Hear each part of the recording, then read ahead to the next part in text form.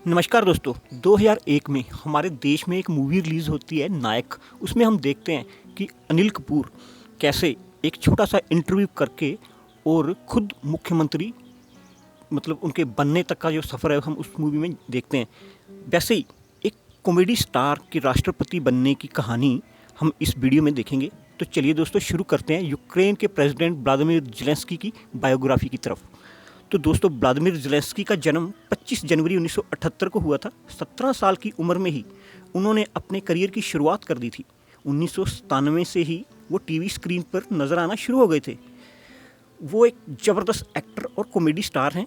उनके TV shows और movies Russia, Romania, Poland और बेलारूस में भी देखे जाते हैं। इतना ही नहीं बल्कि इन कंट्रीज़ में बहुत ज़्यादा फ़ैन फॉलोइंग्स है, क्योंकि वो ज़्यादातर मूवीज़ में कॉमेडी रोल ही करते हैं। जैसे हमारे यहाँ पे अक्षय कुमार जो हैं, हम उनको उनकी कॉमेडी से ही पसंद करते हैं। तो दोस्तों व्लादिमीर ज़ेलेंस्की ने कभी सपने में भी नहीं सोचा था कि वो कभी एक राष्ट्रपति बनेंगे, लेकिन हर किसी की ज़िंदगी में एक टर्निंग पॉइंट तो आता ही है। वैसा ही इनके साथ हुआ जब 2015 में इनका एक टीवी सीरियल रिलीज़ होता है और उसका नाम था सर्वेंट ऑफ द पीपल, मतलब कि जनता का नौकर। इस सीरियल में वो एक टीचर के किरदार में दिखाए जाते हैं, लेकिन ये सब को क्रिटिसाइज़ करते रहते थे भ्रष्टाचार के खिलाफ। हमेशा मतलब उन्होंने आवाज़ उठाई उस सीरियल में और बड़े बड़े लीडर्स को टारगेट करते रहे और फिर आहिस्ता आहिस्ता उनके साथ पब्लिक भी जुड़ना शुरू हो जाती है। ऐसे ही करते करते पूरा देश उनके साथ जुड़ जाता है और उनको प्रेसिडेंट का इलेक्शन लड़वाया जाता है और वो देश के राष्ट्रपति बन जाते हैं। यह सब मैं सीरियल की स्टोरी बता रहा हूँ।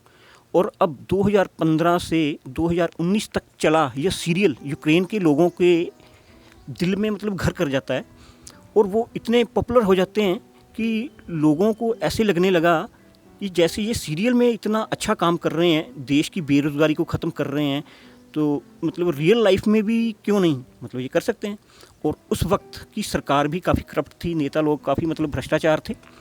तो लोगों को लगा कि क्यों ना इसी को एक मौका दिया जाए।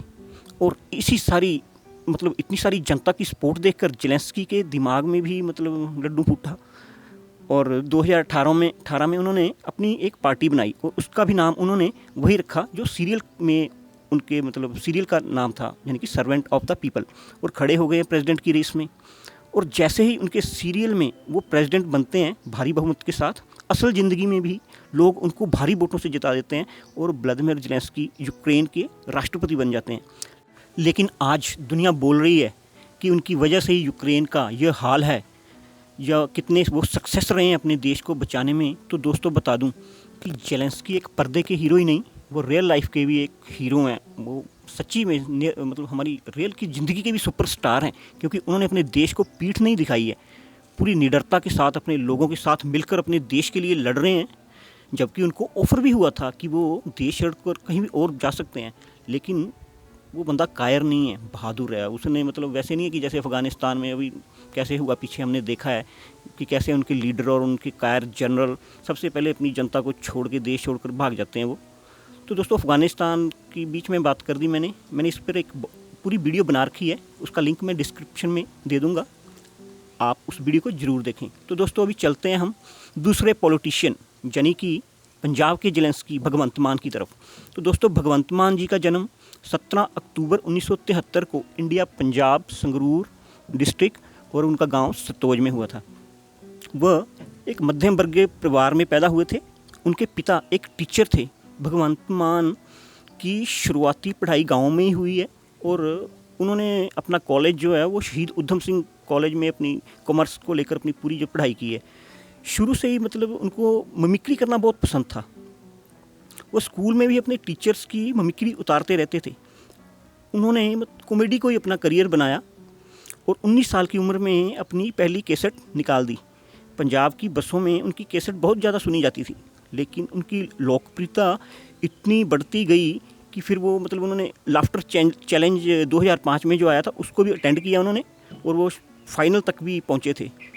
फिर उनके जो लाइव शोज़ थे या उनके जितने भी प्रोग्राम आते थे वो देशों विदेशों में भी देखे जाने लगे, मतलब वो काफ़ी फेमस हो चुके थे उस टाइम पर तक। वो अपनी कॉमेडी में भ्रष्टाचार का मुद्दा भी उठाते रहते थे, बड़े बड़े नेताओं को मतलब टारगेट करते रहते थे।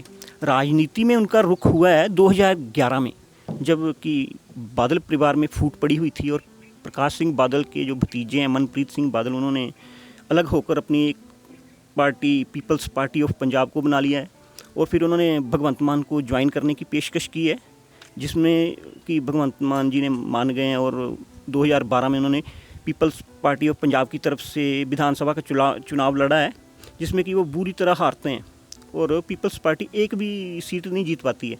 और फिर भगवंत मान आम आदमी पार्टी को ज्वाइन करते हैं और 2014 में मोदी लहर के बीच, जब मोदी का पूरा लहर थी उसके बीच में वो अपनी सीट निकाल जाते हैं। दोस्तों, भगवंत मान के ऊपर शराबी होने का इल्ज़ाम भी हमेशा ही लगता रहता है। उन पर आरोप है कि उन्होंने शराब पीकर संसद भवन में भाषण दिया था, जिसके ऊपर उनको कि मतलब नार्कोटिक टेस्ट की भी मांग उठी थी। लेकिन दोस्तों, भगवंत मान बहुत डाउन टू अर्थ रहने वाले इंसान हैं, उनमें कोई भी अहंकार नहीं है और वो हमेशा ही गरीबों की मदद करते हुए दिखाई देते हैं। उनकी पत्नी और बच्चे अमेरिका में रहते हैं। दोस्तों, इस इलेक्शन में भगवंत मान की लहर में पूरे पंजाब को मतलब पंजाब में देखने को मिली है। उनकी लहर में बड़े बड़े दिग्गज नेताओं को उखाड़ के बाहर फेंका है और एक तरफा जीत हासिल की है और 16 मार्च 2022 को उन्होंने मुख्यमंत्री पद की शपथ ले ली है। अब देखते हैं कि वो पंजाब के मतलब कितना खरा उतरते हैं हमारी उम्मीदों पर। तो चलिए दोस्तों, वीडियो को करते हैं समाप्त और आशा करता हूँ कि वीडियो आपको इंटरेस्टिंग लगा होगा। मैं हूँ आपका दोस्त अजय कुमार और मुझे सपोर्ट करने के लिए सब्सक्राइब करें मेरे यूट्यूब चैनल को, वीडियो को शेयर ज़रूर करें। मिलते हैं इसी तरह की नेक्स्ट वीडियो में। जय हिंद, जय Bharat and thanks for watching.